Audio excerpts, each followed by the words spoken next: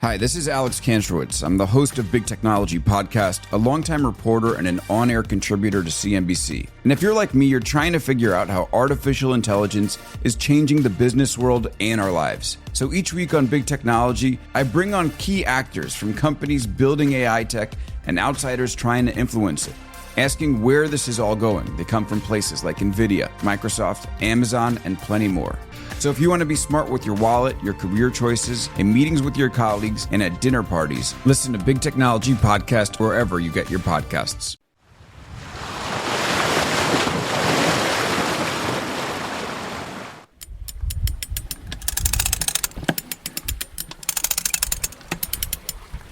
More sail, cried the Sparrow. You're listening to the Sailing into Oblivion podcast, where we sit down with everyday people who do extraordinary things. I'm your host, Jerome Rand. Ladies and gentlemen, welcome back to the show, coming to you from, you guessed it, I finally escaped. I am back aboard Mighty Sparrow. And it feels good. It feels hot. We're still at a scorching, 80 degrees down below. It is precisely 12:35 in the a.m. A little bit of a late show. We just got dropped off. Woof. Yeah, we made it, though. We made it. And not a moment too soon, because the blizzard that's about to erupt on northern Michigan and the northern states of Wisconsin and Minnesota is going to be maybe one of the worst blizzards of the whole winter. So cheers to that. Oh, Lord. I had 2 cancellations. I was supposed to fly on the 11th. That didn't happen. I was supposed to fly on the 12th. That didn't happen. And I finally looked at the weather myself and figured, you know what, my best bet is in between these. Now, you may be hearing a little bit of fan noise, and I'll tell you what, I'm going to cut it off real quick. We'll sweat this one out for everybody. Just because I got to enjoy the heat anyway. It's new, it's fresh. You go from cold to warm, and it's kind of nice, but I am sweating profusely. And unfortunately, I guess I was not thinking of the future me when I left this boat, because I looked in the fridge and I was pretty sure I left a couple of BLs in there, knowing that the only flight I can ever get back to this place, Fort Pierce, is a late flight where usually you don't get back until at least midnight, and a walk to the gas station ain't happening. Let's just say that. But I reached in there and I was like, no, I didn't leave a single thing. But then, thankfully, I glanced over into the corner and I saw this lovely bottle of Breckenridge bourbon whiskey that was given to me as a gift for climbing the mast and switching out a little gadget up on top of my neighbors who I met last time from Portsmouth, New Hampshire. We might actually be pulling in there sometime in August to do a speaking engagement. You never know who you're going to meet. You never know who you're going to meet. So, that being said, we're just going to do a quick update, a kind of like, here's the plan, and this is what we're going to do. If you want to support the show, obviously check out the links in the description. Thank you, everybody who does that. Patreon, one-time donations, it all helps. I got to go provision tomorrow, all that sort of stuff. These sort of things really do, they help out. So, huge thanks to all that. And if you want to reach out to the show, sailingintoOblivion.com. All the links in the description. Check it out. You know what to do. Thank you. All right. So, let me fire up the old iPad. Ooh. And let's see if we can download our weather. Now, I've been watching the weather kind of like a hawk, right? Basically, in between my little triangle, which is essentially Fort Pierce, Florida, the Bahamas, and Beaufort, North Carolina, sorry. And that kind of gives me a good idea of what some Atlantic sailing might be if I were to just go out on what I like to call a rip. Just a quick little rip. Going to go out and just want to sail. Not cruising the islands, not doing any of that sort of stuff. Don't have time for that. Don't have a dinghy. Shoot, I don't even have an anchor. Well, I have an anchor, but I don't have a windlass or anything like that set up. I'm basically in offshore mode permanently. Oh, man, it's waiting for a response from the server. Oh, jeez. That's all right. We'll get to it once it uploads. But yeah, here's the thinking is even though the weather has been a bit unsettled, to say the least, all these blizzards and all that sort of stuff that happens, up north, that also affects what we do and what goes on out into the Atlantic. And make sure, I'm being safe. Normally the really severe low pressure systems that swing way south are typically wrapping up by, I don't know, mid to late February. Now we're in mid-March because I was stuck up there in Michigan for as long as I was. And, yeah, it's kind of like, well, what do we got now, huh? What little playground action can we go and mess around with? And I'll tell you, I'm pretty excited because it looks like the stuff that I was basically checking out on the way down here, it didn't look great. I'm not going to lie. But, obviously the game plan is always like make a run for Bermuda and back. Essentially, today is the 14th, so I have 16 days or so, which is, if it's fast-paced, it's possible to get out to Bermuda and then back towards either Florida or maybe up in the Carolinas or something like that. My dockage is up April 15th down here in Fort Pierce. But looking at our forecast, very interesting. So we're right at midnight between Saturday and Sunday, the 14th and the 15th. We got a nice little southerly all day tomorrow. And that slowly sort of builds into a nice 18 to 20 knots out of the south. And then tomorrow, right around like late afternoon, it starts to clock around out of the west. And then by Tuesday morning, we're looking at northwest, going full north, and then it'll be full north for like 24 hours, and then it's northeast. And, kind of blowing a little bit hard Wednesday, Thursday, up above 20, all the way through the 21st, and then things sort of, kind of calm down a little bit. Now, what that says to me is if I can get out of here by Monday and the tide is ebbing, so it's going out from, I think, like noon until 3 or something like that. So getting out of said inlet should not be a problem if I leave midday. And midday is a good time to leave, Essentially, it's all about getting across the Gulf Stream, which is 55 miles from the opening of the inlet, which, again, is going to take 10 hours or whatever, depending on how fast we go. And I do want to get swept a bit north so that I can kind of peel off if I want to when the winds switch over out of the northeast. Yeah, it's kind of looking like we could do a nice little rip out there. And by the 21st, the winds come around out of the west again, kind of lower edge of a system, and then by the 23rd it gets light, a high pressure system comes out, then it comes out of the south, 26th, 27th. I fully doubt I would actually be able to make it to Bermuda, especially with the last little system around the 29th, but that's so far out in the forecast it doesn't even matter. But here's the thing, and this is what I'm typically looking for. Are there any major threats? Are there going to be any serious little curlicue systems? Are there going to be any low southerly dipping systems that are going to make life super uncomfortable out there? And the answer is no, not over the next 2 weeks. And that's what we're looking for, is a nice little 2-week shot.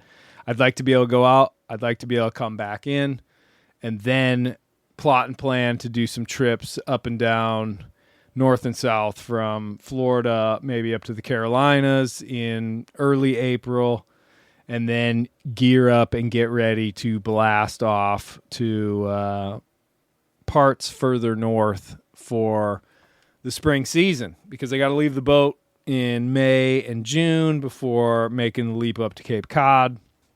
We're going to park the boat in the Carolinas this year for a little bit. It's going to be awesome. Shout out to Ben. More shout outs coming. Hopefully I'll be able to convince this guy to hopefully come on the show.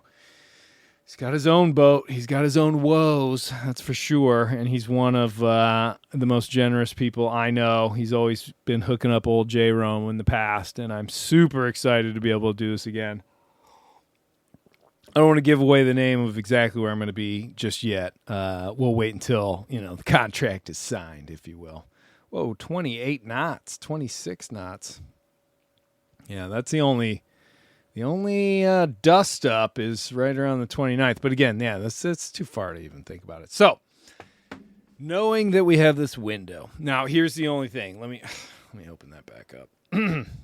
Here's the thing. Here's the rub, as my buddy Scott likes to say. Good old Scotty Allerton. If anybody ever went to Carib kiteboarding back in the day down in the British Virgin Islands, he is the man. Here's the rub. If I'm able to leave on Monday, awesome. That means provisioning, engine checks, rig checks, everything else is pretty much ready to go. So it's mostly provisioning, engine checks, rigging checks, double check all the work that I did before, and then we're pretty much solid at that point.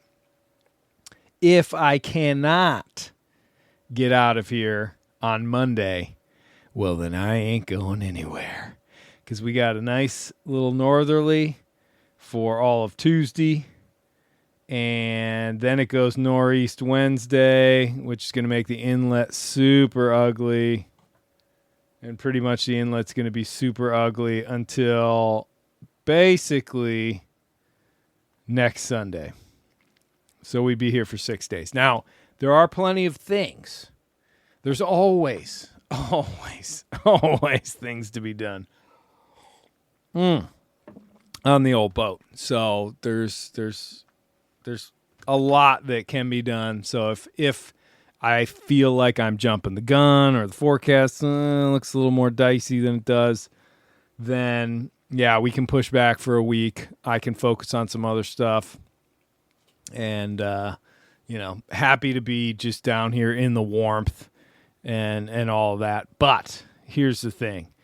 It's so easy for a little 1 week postpone to turn into a 2 week postpone to turn into, oh, all right, now we're just planning on taking the boat north, and we don't get any sort of candy cane, just rip sailing, go out into the Atlantic, no destination in mind, just go out, do 1,000 miles, and then come back. And that's kind of something I do enjoy, that little solo rip, due east, go south, cut back through the Bahamas, and boom, you're back here in Fort Pierce.